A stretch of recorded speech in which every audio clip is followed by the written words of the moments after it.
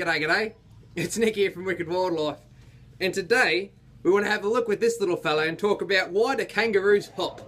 So stay tuned, guys. We're having a look at an Australian icon. Pretty dangerous. Wicked Wildlife encounter. This is totally our reference. Remember, it's our wild family here. Australian have a look. We've got two different snakes. I hope you have a great one and take care. So while kangaroos are of course famous for hopping, 25 million years ago, these guys resembled something like possums. Australia was rainforest basically straight to the centre of the country, and they lived in trees. And obviously hopping and tree dwelling don't necessarily get along very well.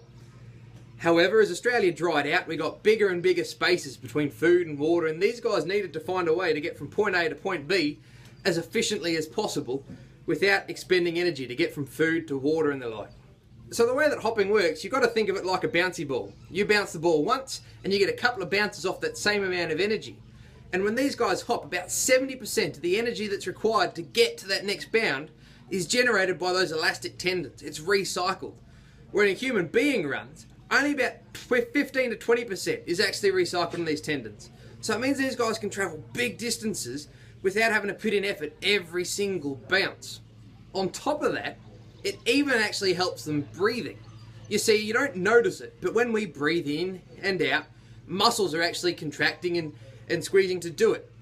But when a kangaroo's hopping at full speed, their organs inside their body are actually bouncing up and down. And instead of pulling air in, air is getting sucked in as their organs bounce down.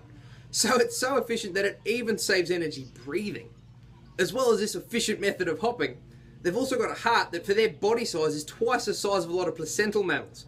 So in a country where there's very little low quality food and huge distances from that feed to the water, these guys are really the absolute master of adaptation. One of the most efficient animals on earth. All of these features together basically mean that a guy like this little fella here can travel at 50 kilometers an hour or more and use only a fraction of the energy of something like a horse at full gallop. So for the country we're in, you can't really get anything more efficient than this little bloke. So there you go. That's why kangaroos hop. Now anyway guys, if you haven't subscribed to our channel yet, please hit the button down below, or check us out on Facebook, leave a comment, all that sort of stuff. And as always guys, please be nice to wildlife and have a good one and take care.